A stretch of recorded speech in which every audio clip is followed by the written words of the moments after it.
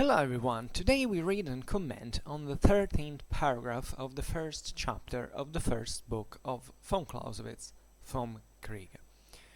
The title being "There is only one cause which can suspend the action, and this seems to be only possible on one side in any case."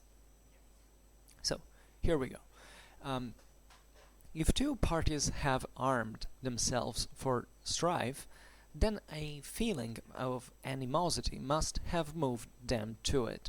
As long now as they continue armed, that is, do not come to terms of peace, this feeling must exist, and it can only be brought to a standstill by either side by one single motive alone, which is that he waits for a more favorable moment for action. Now, at first sight, it appears that this motive can never exist except on one side, because it, eo ipso, must be prejudicial to the other. If the one has an interest in acting, then the other must have an interest in waiting. A complete equilibrium of forces can never produce a suspension of action, for during this suspension he who has the positive object, that is the assailant, must continue progressing.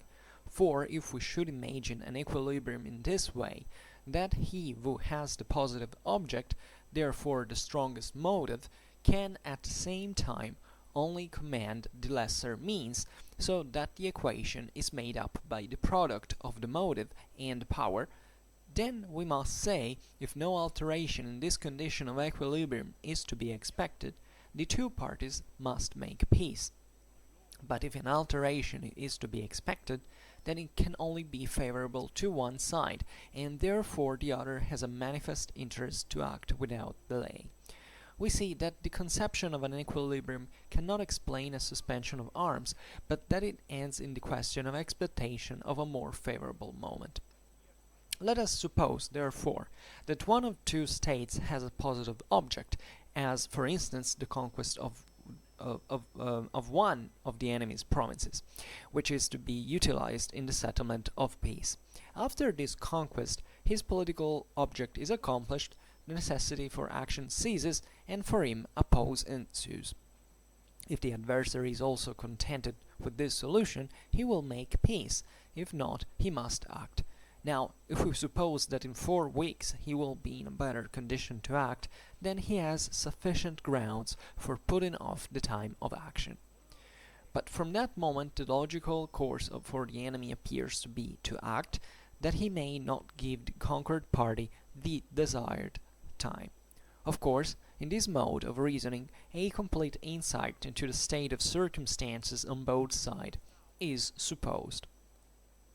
So this is a kind of very logical paragraph, which von Clausewitz is fundamentally justifying the waiting for a more favorable moment as fundamentally the seemingly only possible reason to suspend the military action fundamentally into a fight. So he says, if two parties have armed themselves for strife, then a feeling of animosity must have moved them to it. So I remind you that this is fundamentally still a work in progress as a system. That is, von Clausewitz is demonstrating step by step something new. So we are still partially in this hybrid realm of theory and let's say of pure theory and applied practice that now starts discovering itself for how eventually this mitigates and controls and modify the practice of the military action, as if this was a pure action without any control. Actually, at this point we have already seen how politics in fact has this massive influence on war and practically controls and modifies it at all times. So this is also, by the way through which von Clausewitz accepts that there is a further motive for the suspension of hostilities, because essentially waiting for a more favorable moment for action is naturally entailing something else, that it is not strictly firm to the fight, that naturally has its own laws, but it is determined by the contingent situation that is definitely influenced by non-military, non-strictly military elements, or elements at least that intervene externally to determine the military action. So you have you must have a motive, a feeling of animosity that brings you to have moved yourself into the strife. So you're moved, literally pushed by this. Well, you'll go on. So von Clausewitz says, as long as now as the two fighters, the two parties, continue armed, that is, do not come to terms of peace, this feeling must exist. So it's obvious that as long as there is no peaceful settlement for which arms are kept being used and nobody is willing to cease, this is still moved by such feelings, by such animosities, such hostility, etc. And then he states, and it can only be brought to a standstill by either side by one single motive alone, which is that he waits for a more favorable moment for action. So there is this exception that is given this for which von Clausewitz gives us this background. So he's answering the question directly, saying as if these motives for waiting for a more favorable situation fundamentally were to happen every once in a while, episodically, and fight and war was just this continuous fight. But this is in fact the theoretical aspect, while in reality we add this to von Clausewitz because he is still developing it, so we foretell how the thing happens. Kind of every moment is fundamentally eligible, more or less likely, for such suspension of the action, because at all times in war, basically, you don't fully know what the hell is going on at all times. So you always have to take action fundamentally with a certain degree of risk, first of all, and secondly, therefore, essentially having, if anything, to calculate that risk, even if you are fully determined to take it. That's why at the very end of this paragraph, as we have read, von Clausewitz stresses once again the theoretical side of the story, because he says, arrived to that conclusion that now we will see. He says, of course, in this mode of reasoning, a complete insight into the state of circumstances on both sides is supposed. That is, fundamentally, this is still given for granted that everybody kind of knows more or less what the situation from the enemy, his own situation actually, because that's also problematic in Clausewitz's theory to achieve. If anything, it's impossible. So here you see that there is this swinging towards the extremes of theory and practice that always are actually compenetrate each other into the real military action. Just let's remember that von Clausewitz, albeit making these theoretical points, here we are at the very beginning of the Vom Krige. He is still making a he's still always interested in real war.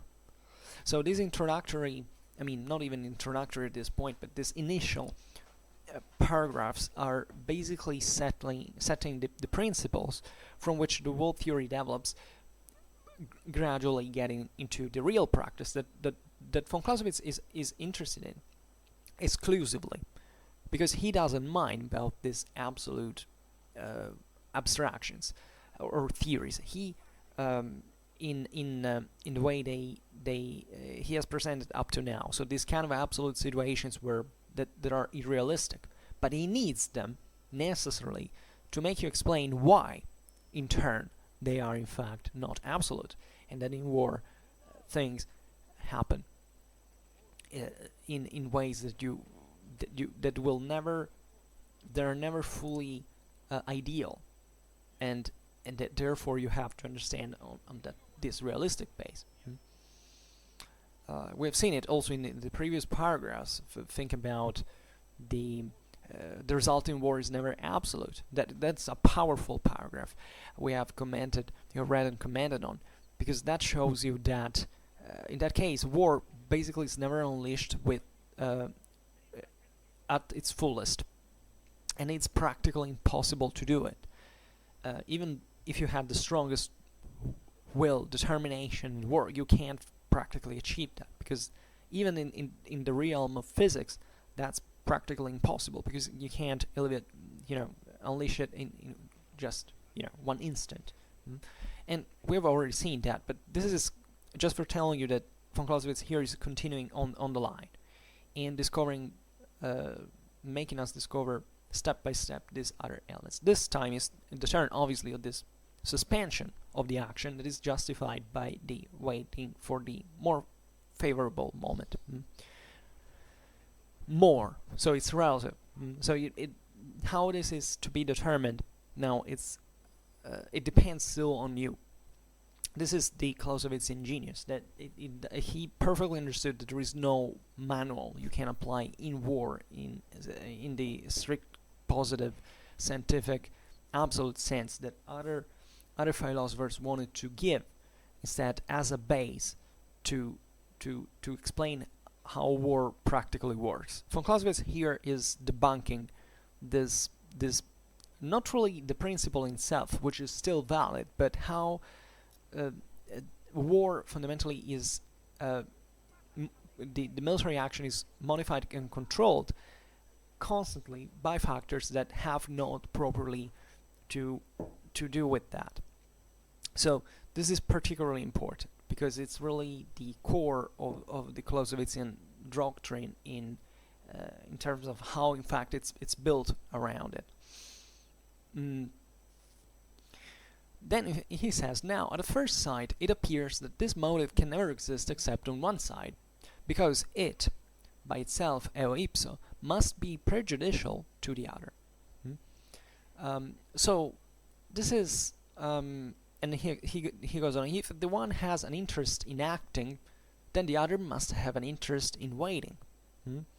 So that's kind of, here it's the reciprocal actions that are coming back.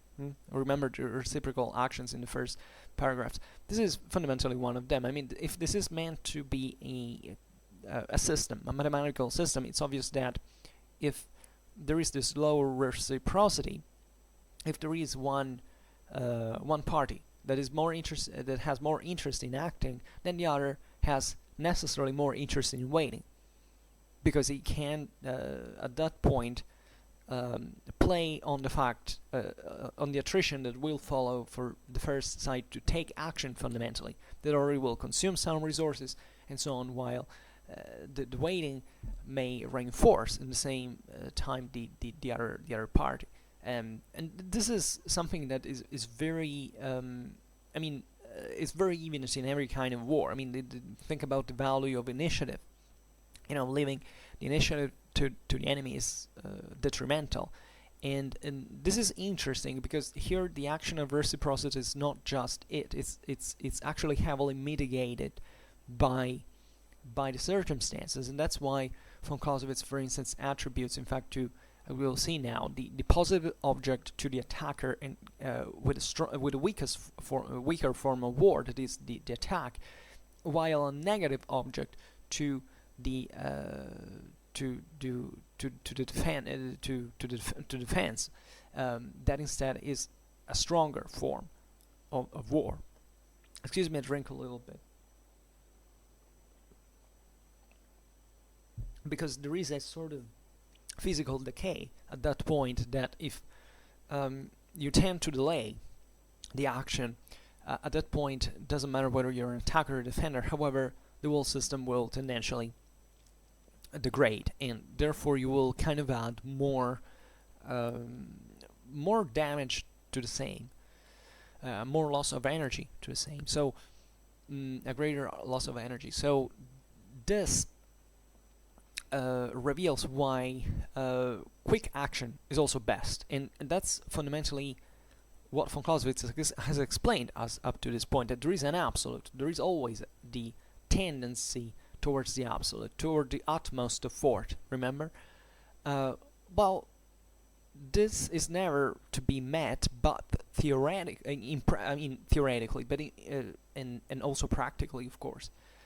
or better, let's say, it can never be met practically, but theoretically, you should always tend towards. So we have seen also when von Clausewitz talks about the human tendency to also become lazy fundamentally, and try to avoid this constant pressure. That is generally something human nature tends to make you avoid it. But well, that is instead in towards something that should be pursued as much as possible. And naturally you meet an attrition here, because you're increasingly under pressure.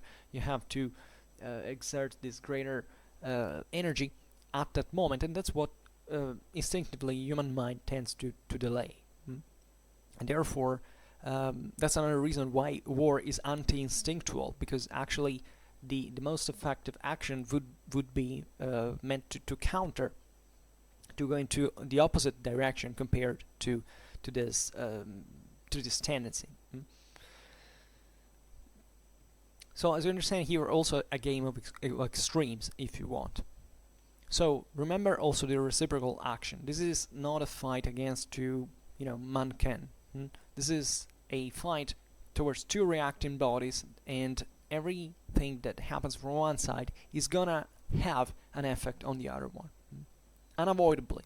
I mean, even if you're an annihilator and the enemy doesn't take action, that still influences the system and influences your action, more or less, of course, depending on what the circumstances are. But still, there is this reciprocity into the process.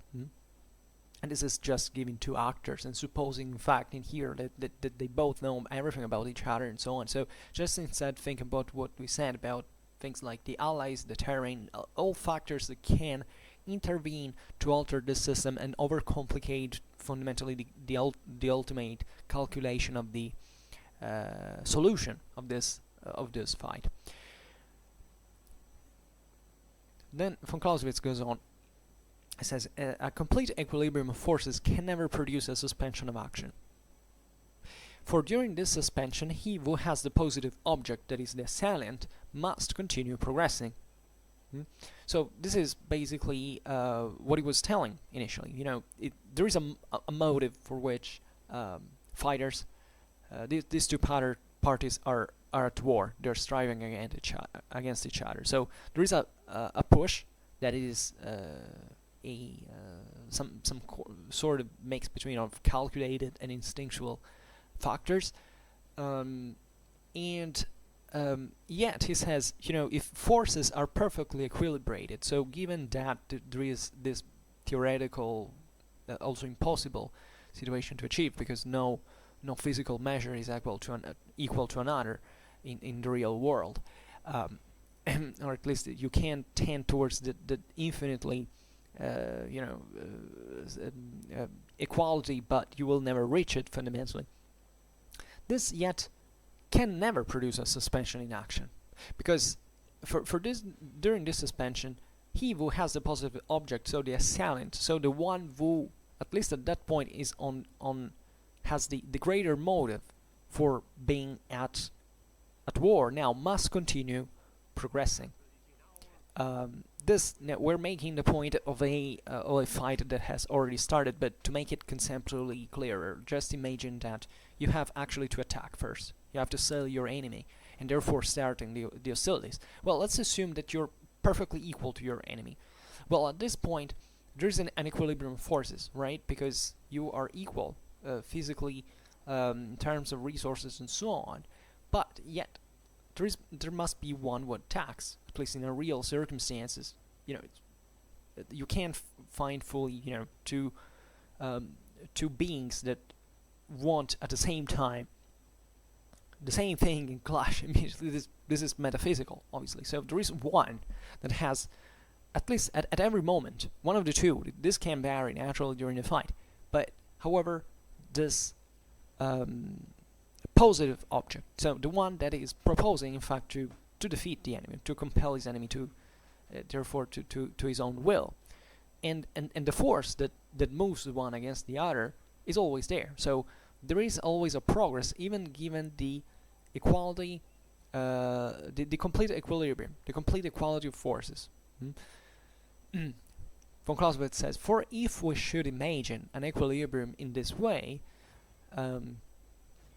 so in this, if I'm not wrong here, in this ideal, idleness, that he who has the positive object, therefore the strongest motive, can at the same time only command the lesser means, so that the equation is made up by the product of the motive and the power, then we must say, if no alteration in this condition of equilibrium is to be expected, the two parties must make peace. This is also very, very important. We have seen how fundamentally war is just something that happens into the realm of, as driven by politics. So politics dictates the reasons why wars break out, they're kept being fought, and so on. And so the ultimate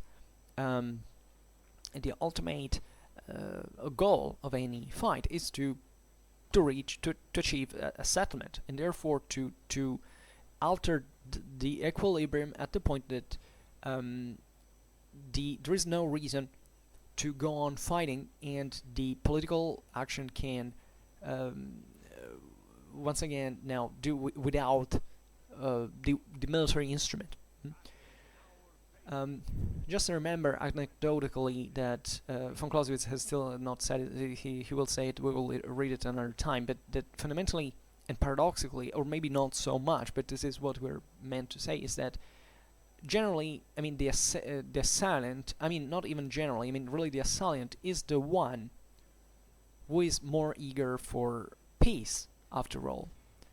This has nothing to do with the beliefs of the assailant, of his political background or moral, etc. If you attack someone, you are the one who feels more confident to put an end to this fight more quickly, who has the greatest desire for achieving this re-equilibration. Whereas the defender says, okay, no, you will now come and get it, fundamentally. So he has intrinsically more reason to keep on fighting, to resist, in fact, in this sense.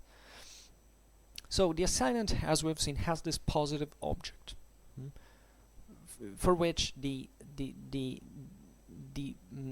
strife has to arrive to a settlement with more. For obviously both sides want to a settlement, but the assailant wants it more than the defender.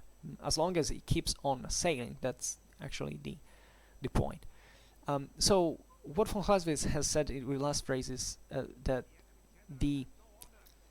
that if fundamentally the alteration in this equilibrium of forces ceases to be expected, the two parties fundamentally at this point have no reason to fight anymore, and they must make peace, fundamentally, as the equation now of the strongest motive is brings to it's a sort of in fact a mathematical equation. You have to multiply motive for power, so that you can deliver this change in the equilibrium. Well, if the two opponents say that fundamentally this equilibrium is not to be moved, or better, because that is unreal, doesn't exist in reality, but let's say that fundamentally their motives are not so they're gonna achieve this the expected reequilibration with, for instance, with a cost that they're not willing to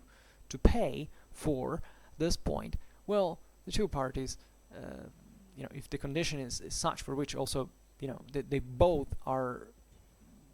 agree on this fundamentally, so it's not even a at this point it's not naturally it's not a military thing anymore. Politics also takes always politics has always the lead in this sense, but at this point politics ceases to use the military instrument, so there is no need to settle this with further violence, but simply with dialogue, and peace can be made. But if von Clausewitz goes on, but it says, but if an alteration is to be expected, then it cannot only be favorable to one side, and therefore the other has a manifest interest to act without delay. So as long as fundamentally this alteration, this wished, expected alteration uh, is achievable, and the cost is kind of okay, convenient, and this really depends on the individual. Uh, the two sides will keep fighting um, with a, excuse me, I'm reading it now because this translation, by the way, sucks, from 1832. And with this English translation is really bad, but it's kind of the quickest way I can get it. But here the reason is that if a change is foreseen, this can be favorable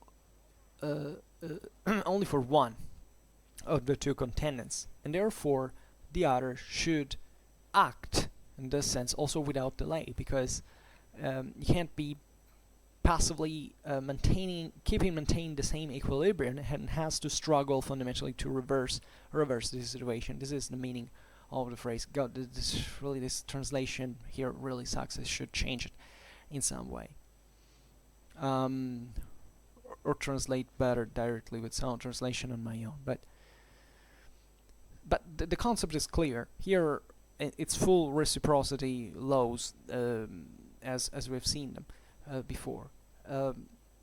So then he says, we see that the conception of an equilibrium cannot explain a suspension of arms, but that it ends in the question of expectation of a more favorable moment.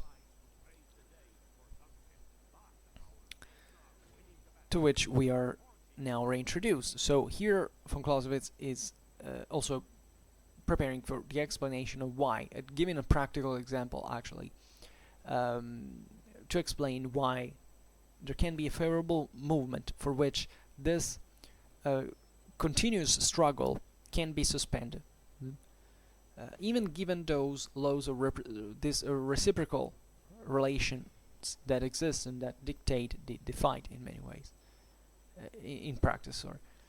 So he says, let us suppose, therefore, that one of the two states has a positive object, as for instance the conquest of one of the enemy's provinces, which is to be utilized in the settlement of peace. So the example is quite clear. You fundamentally have this political goal of seizing one of the enemy's provinces, so that at the table of peace you can act from a condition of superiority of some kind, of your convenience, and so on, at least. So after this conquest, not really a condition of superiority. I said it, but I didn't mean it. It's very a favorable condition for you in that context. Naturally, that can cause problems also in other situations. It's not necessarily a condition of superiority, or at least in that given struggle, you may not be even the strongest one. It may be other people or other,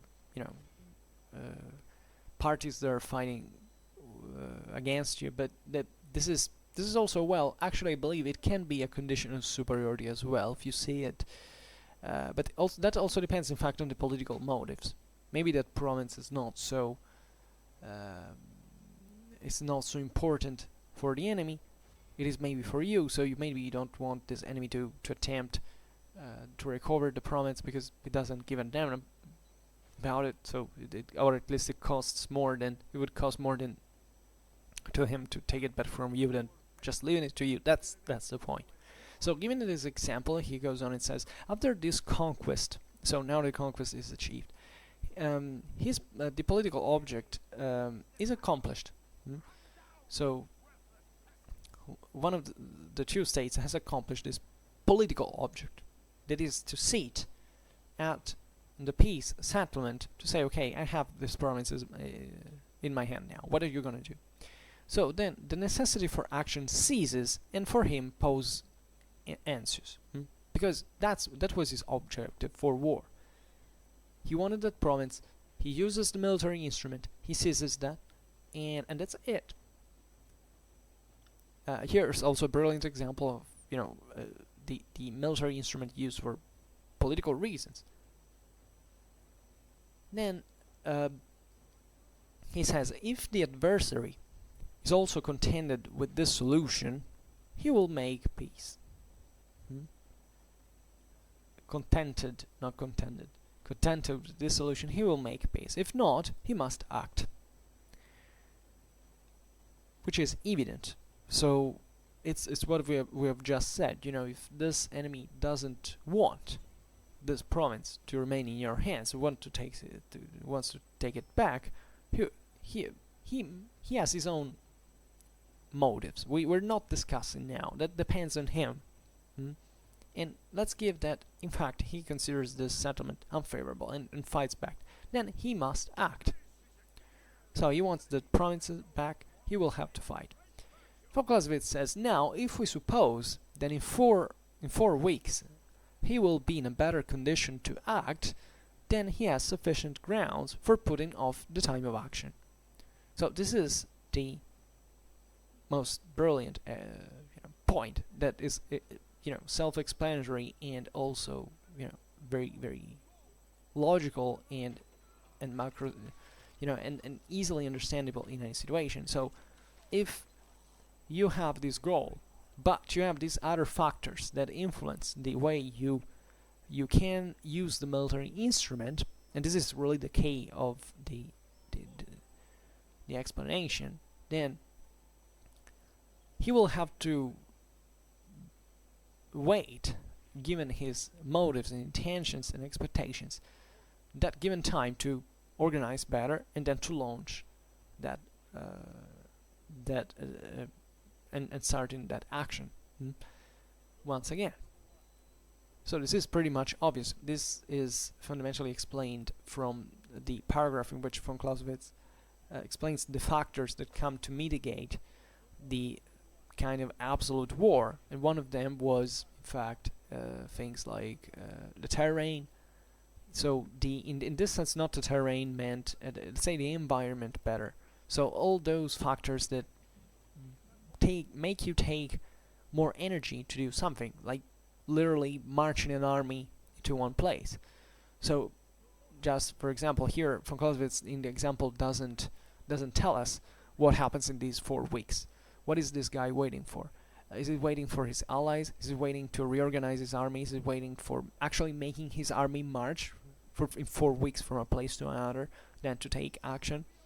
Because those are all things together, because how in real war may happen. So there are always these other factors that intervene generally to delay, in fact, occur and to suspend the military action in itself.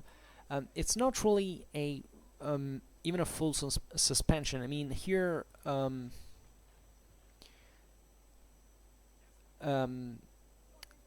it's also a kind of an approximation that swings between the extremes, because when the military is put in motion, you don't really have something like the military. When is exactly the military action begins?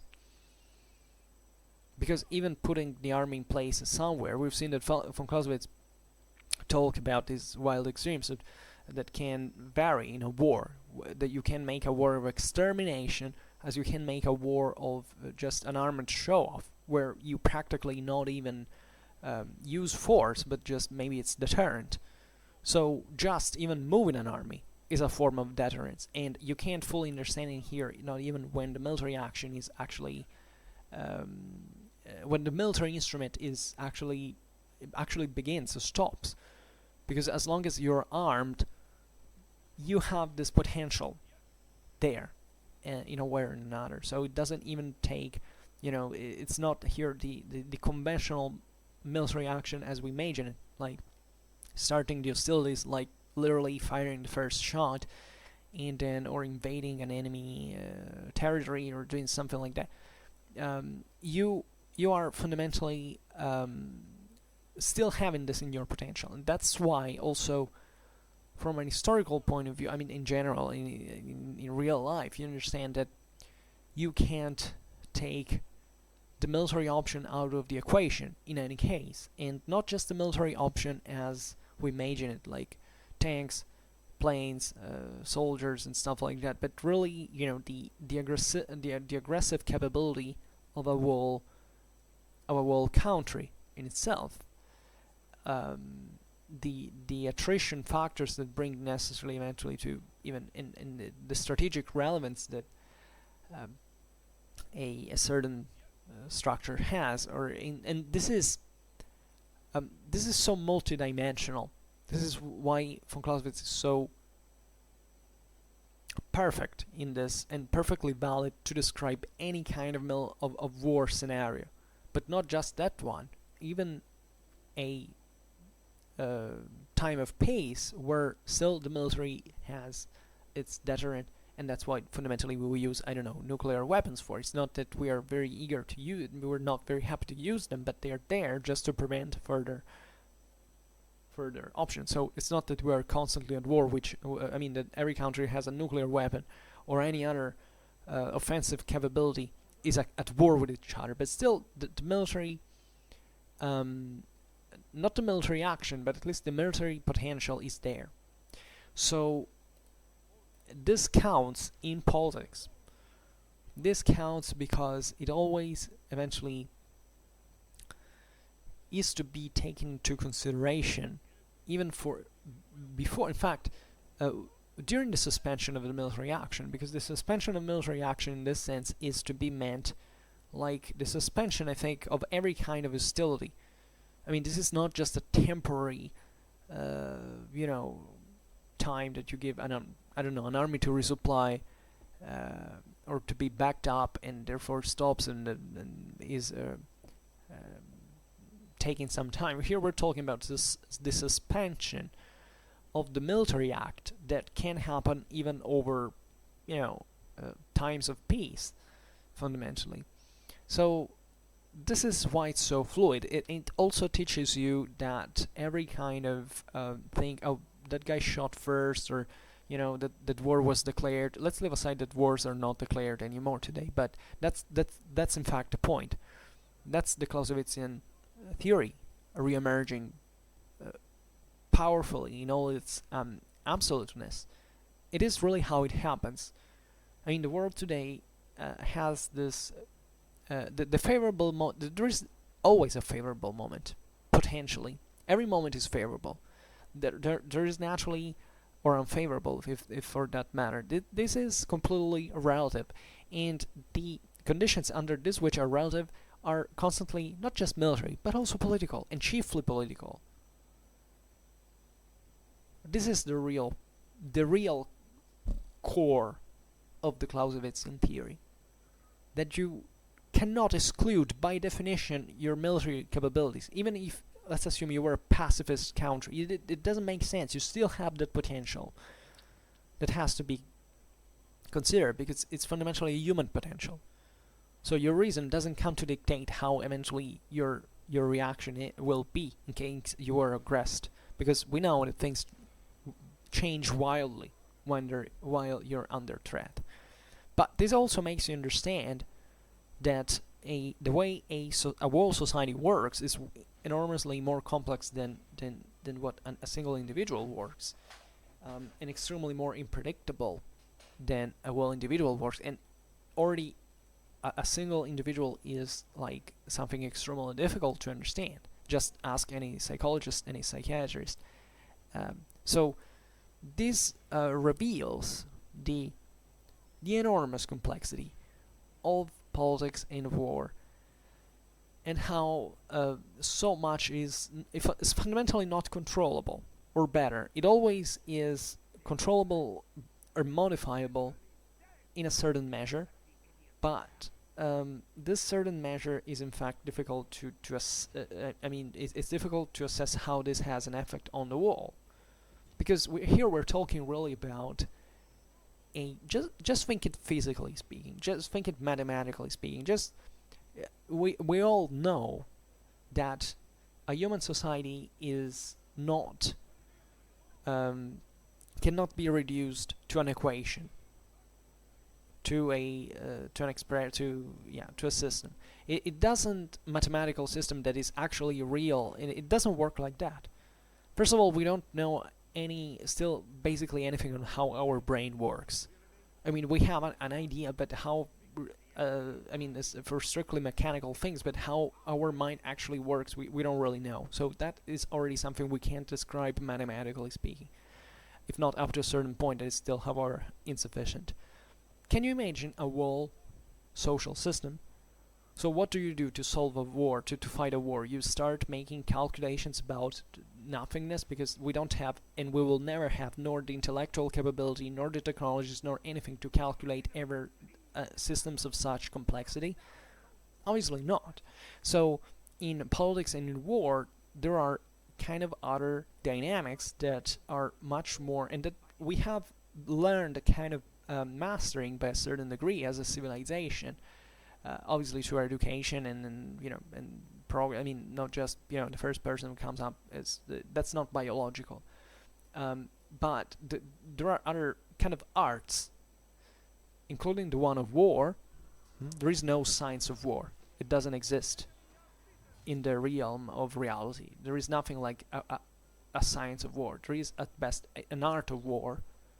And that's why this art, in fact, is called like this, because it comes from experience. It doesn't come from really a system that you can fully scope into and understand in all its parts, because it's impossible. And it's also a waste of time, because the moment you're sitting there thinking about it, your enemy has already stormed your own home with sheer force.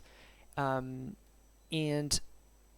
this is the greatness of the Clausewitzian thought, also historically contextualized, because at that time there was a very kind of the reverse approach. There was the faith, the confidence, the presumption, the arrogance, if you want, of discovering a fundamentally a science, and therefore consequentially a mathematical model could teach you how to fight. And this is not how reality works. At least this is, as far as we know, in theory, there would be a mathematical model that would be able to calculate everything, in theory, given that our mathematics also goes towards the extremes. So as long as you tend towards the infinite, it's fine. Too bad we don't know what happens in the infinite. But in reality, you can't achieve this physically. So what do you have to do? This is the enormous greatness of the Clausewitzian thought. I don't know if you have followed me, but we kind of hinted at it many other times, but here you really understand what it fully means. So all this overconfidence, in fact this positivistic attitude that exists towards war, towards the confidence, even in human progress, is very dangerous, because it basically lowers the guard and says, okay, yeah, this is easy, we got it. No. These systems are extremely complicated to explain. I mean, I'm making now these videos on YouTube talking randomly about military history, reading Von Clausewitz, commenting it, but just think about military analysts, actual military analysts that are out there. I mean, there are people who study literally their whole life just to figure out, even historians actually, even military historians, to figure out how something actually worked and actually works in the world. And it's something extremely complicated. So you can't believe just a dude who, I don't know, you find at the bar in the morning and starts talking about, how you should manage, relations with that X country just because he knows best. Because he doesn't. If he was entrusted the lead of that, would make everything collapse. And what is the more interesting in this sense, however, is that we, as a civilization, as countries, as states, as people, we have, after all, created pretty effective systems to govern ourselves, for instance, and to use the military instrument. I know it's basically all we talk about every day in the media is how the systems are faulty, and they are faulty by definition. And they're not meant to be perfect. There's nothing like a perfect society. It will never happen. I would say fortunately, because if there was something like perfect society, we would probably cease to exist as a species, because we are actually programmed from a biological point of view to live struggling and solving problems, and being even attracted by the chaos. This is what neurobiology, psychiatrists tell us. It's evident. Also, von Clausewitz actually incidentally talks about this in one of his paragraphs. And this was a guy living in the 19th century. Now we're living in the 21st, and we think to have figured out who knows what. Well, von Clausewitz, as many others, by the way, under that point of view, psychologically speaking, had figured that out. With the only difference that people are legitimately fascinated and following neurobiology, for instance. That is definitely what I also would like to learn an enormous amount of much. But if you start that person making talk about politics or war, he goes nuts, because he deals with the thing also completely from an ideological point of view. And be aware that from a biological point of view instead, this is normal. I mean, we as humans are actually, as the primitive apes that we still are, have one part of our brain literally shut down every time. That is the one about something that makes your mind reason properly when talking about politics and violence. I mean, we are programmed as living beings to basically be more instinctual and reactive when things like leadership, either political or military, is involved. And that's why, incidentally, war is the exact opposite of this, because war, and this is the point I was trying to make, is waged by, in highly sophisticated ways that have got well past beyond us. And this is a product of civilization. As discipline, for instance, is the product of civilization. Fortunately, aside from what a bunch of drunk nerds think today, we are not warriors anymore, but soldiers. Hopefully also citizen soldiers, but that's also another story. Because the warrior is fundamentally indisciplined, only fights for himself. Soldier is someone who is taught to refrain from instincts, from pride, from individualistic needs, and functions into a military system that is mostly, rationally shaped throughout history. And that's why discipline always wins over instinct, because that's, I think, not always, but by norm in war, it's not the strongest that wins, but the more intelligent. And that's how it practically works. And it works like this because human society has figured out, in fact, evolving as, even partially as a species initially, because, it existed a pre-human society from which we emerged from. Essentially, most animals are social in this sense as well, so that we emerged slowly from this, but we progressively figured out into 5,000 years of civilization to do war the way we do.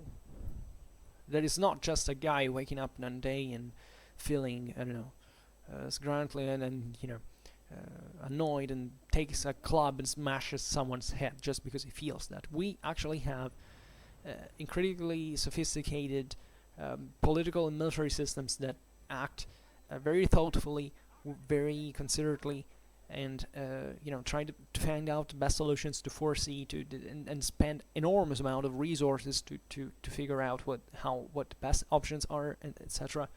Yes, of course, you can crack here in many jokes, like saying, yeah, look at many wars that went like they were scripted. Yeah, of course, but as we were saying, this is not science. It mostly developed as an art, and this art has to be mastered in some way, chiefly through experience. So, of course, mistakes are done, but yet it's still much better than what we used to do in the past. Unfortunately, and this is also something we said other times, destructiveness did not decrease with improvement of civilization. So also this myth that the culturalists would like to exist, that fundamentally people who make war are just the old clubsmen that never evolved and remain kind of primitive, violent apes who are kind of also morally inferior because they're kind of, it's complete bollocks, because it's simply how all humans are, and society is something also incredibly complex and difficult even to understand in terms of evolutionary perspective. And definitely now we live in a world in which that is increasingly more distant, and I would say accelerating in this direction from our primordial, our originary basis, as a society, as hunter-gatherers at least. And this creates problems naturally, because now, and even and more than ever, I would say, what you need is your education, not brute force, but really figuring out how these systems can effectively be used, because destructiveness has increased enormously. Just think about how warfare was like only 100 years ago. No nuclear weapons, so what the hell? It was completely all different. It was a world where mass armies and the strengths of the mass society was a great part of the equation, and so on. So now it's extremely more complicated. Just think about what you can achieve with the digital means, and in terms of the even damaging of the enemy. This is, you can see it every day. What happens in the world now? We hardly, the greatest wars going on are happening on the markets, are happening through computers and through social networks. Those are really the the actions that take also the greatest it have the greatest influence on the changing of the equilibrium. So it's also very important to remember that the Clausewitzian theory perfectly works into this. I mean, it's not even to be adapted. It really states what it is. So there are people who, for selling books, try to write now, saying, now war has changed because the times in which von Clausewitz wrote were so different. No, von Clausewitz didn't write about Napoleonic wars. He was writing and describing literally how war works in every single age, because he was not looking at how it was fought in the technical means. He was looking at how the dynamic of a war are phenomenally from a political, social, military point of view, and these never vary, because he was describing at that point even a biological dimension of the story. I mean, the primordial hatred, this thing, they look deeply into the human nature. They're not the epiphenomenal of war. That's why the Clausewitzian Trinity is so important, and it is expressible at so many levels at that point. So it's particularly important to recover von Clausewitz today, because if we want to cope with the increasing destructiveness that we can achieve, and not just through military instruments, not just through bombs or something like that, but really the harm that we can do on each other just with a click in many other ways, well, we have to be educated about this. We have to be learned, and we have definitely to study von Clausewitz, because if you don't do it, you can't get there. You just get lost in the way, and fundamentally taking very disturbing paths that are very much ideological, and there is no alternative. Here, I'm not sponsoring von Clausewitz. I swear, I'm not paid for sponsoring von Clausewitz in any way. I just do it because this is first of all, aside from what I say, it is really what it is. But secondly, because I'm also personally concerned. I mean, I believe that I genuinely believe that speaking about von Clausewitz here has a great importance. I don't pretend to be taken as an authority or an expert on von Clausewitz, where people were way more but evidently, I mean, I don't even need to explain it, way more into it. They're real experts and so on. But I do this chiefly for sensibilizing people about him, because it's kind of absurd to live in the 21st century and not looking at politics, war, and society in the way von Clausewitz described, and still, reversing towards the same direction that von Clausewitz was complaining about. That it was, I mean, not complaining, but he was describing as the losing one. That is essentially the tribal one, the less intellectually developed one, the one of the warriors, in fact, that lose in front of the soldiers. Never forget this. If something has been taught us to history, is that generally that's what happens, and you can take exceptions as, you know, if anything, just for the you can take them only as the confirmation of this rule. Excuse me, I drink a little. Remember that laws and rules are two different things.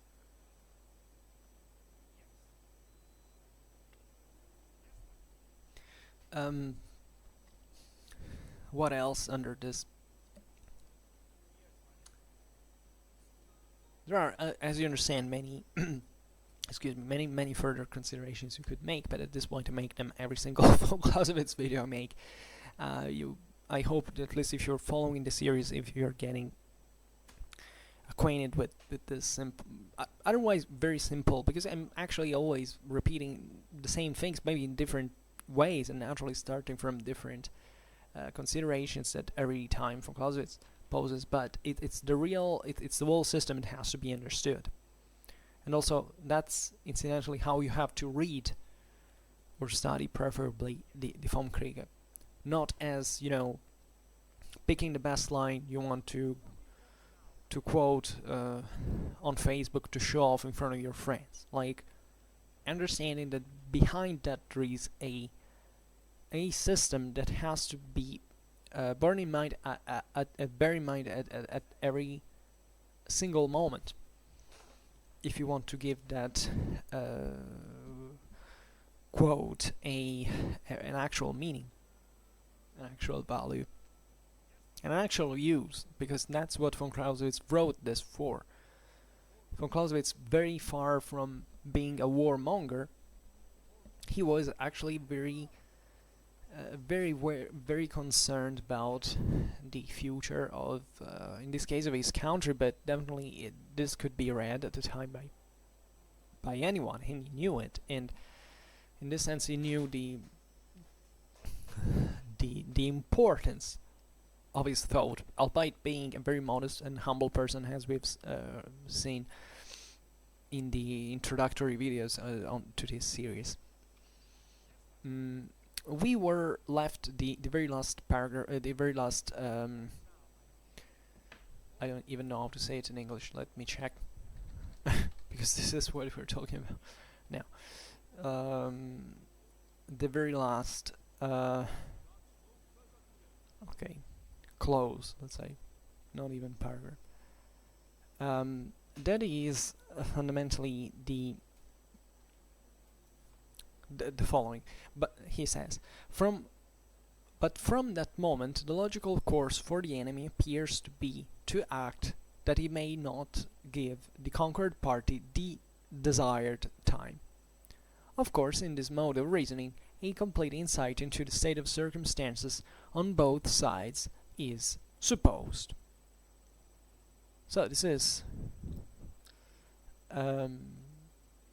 is actually the also the continuation of this reciprocity we have seen, because he had just made the example of the side that put itself in motion because wants to recover that province, but waits for 4 weeks because at the moment he's still it's not prepared. Well, at this point, the reciprocity kicks in once again, because as a logical course, the enemy also will not sit ducks at that point. He will start, preventing the enemy to reinforce. It will have to act in a way or in another. And also in here it doesn't say it, but the action can be still both political or military, because at that time you can simply induce someone to make, I don't know, a blockade, let's say, on the enemy's trade. Well, that's not a military action, but you can actively prevent the enemy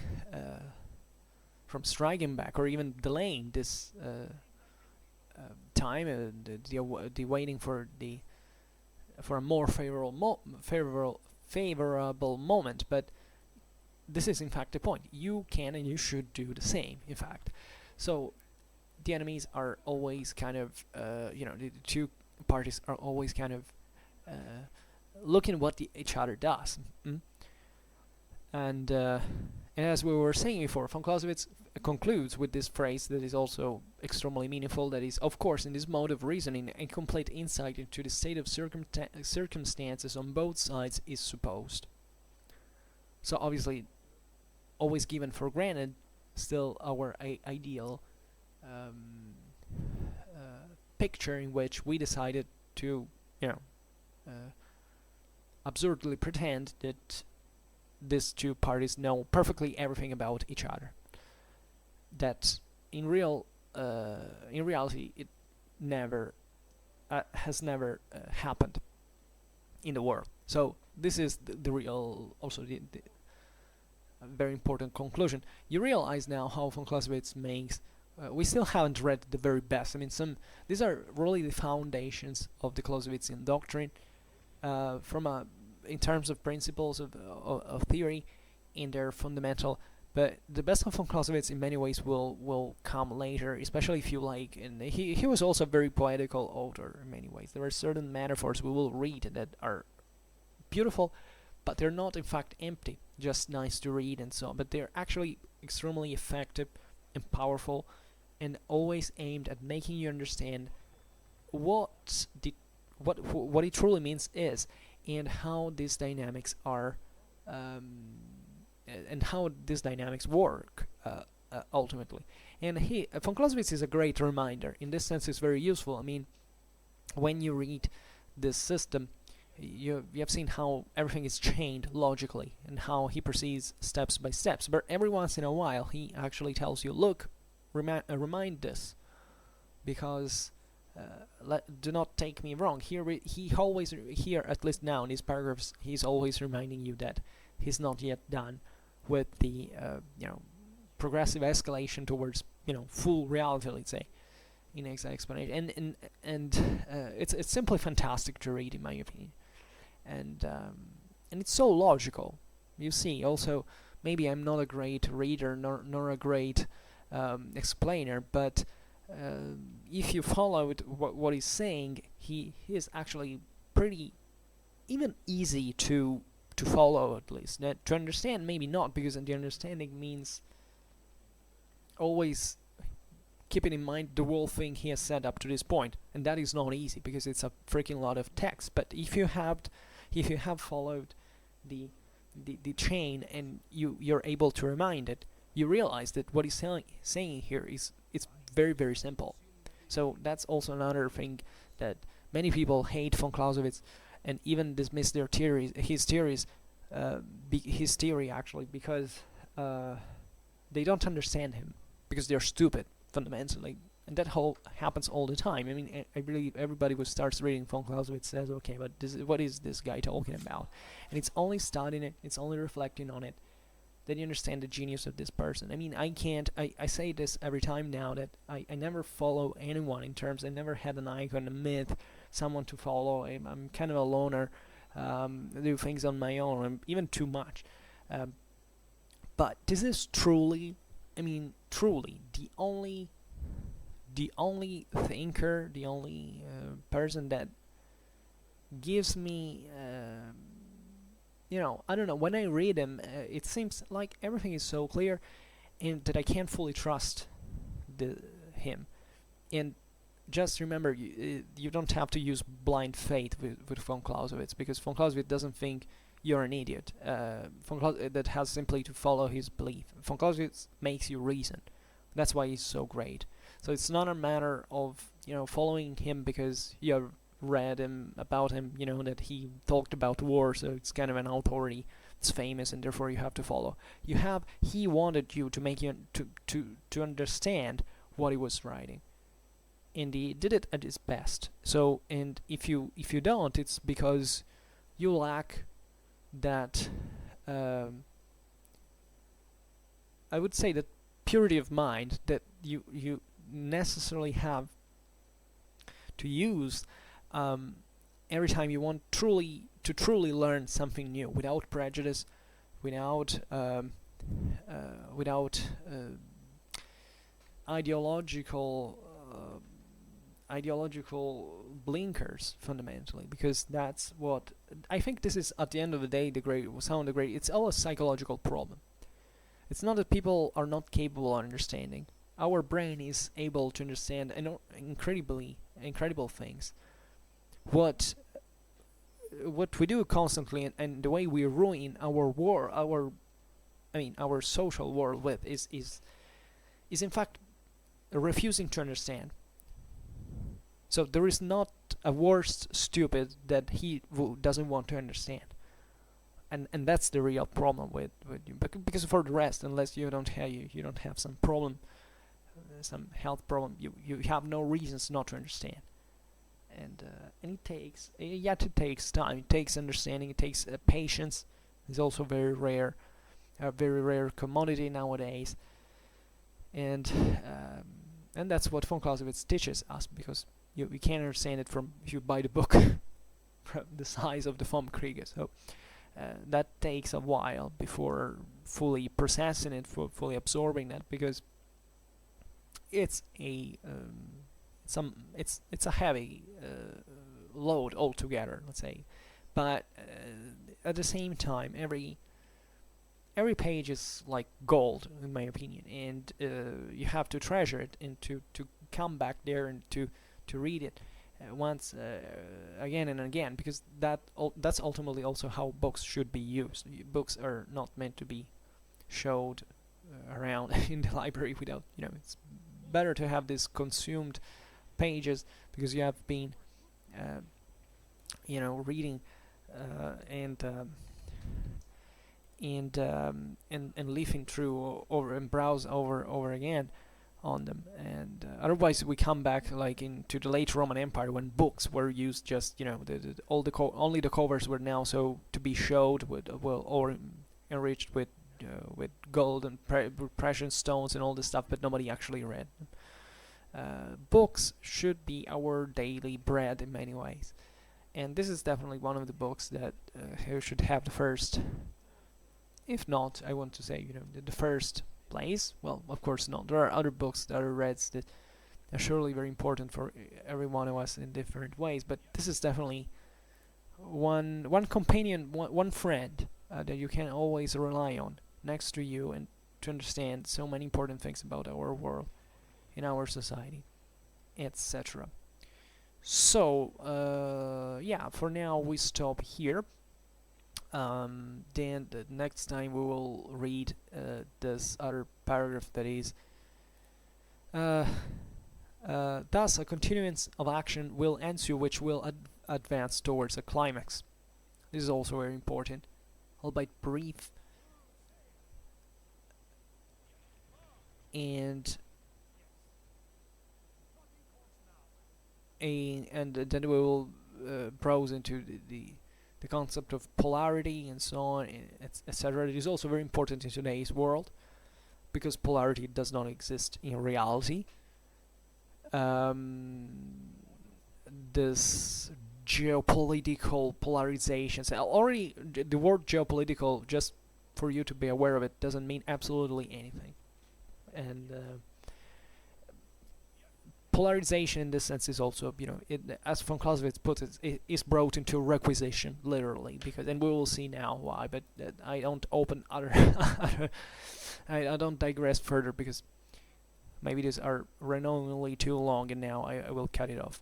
So next time. For now, I just hope that you enjoyed this video. If you did, please share it. Otherwise, leave a like or subscribe to my channel if you're interested in my upcoming contents that will simply make you appear my videos more frequently into your feeds. That's pretty much it. And for now, I thank you, as always, by the way, heartily for listening to me. I wish you a nice time, and see you next time. Bye.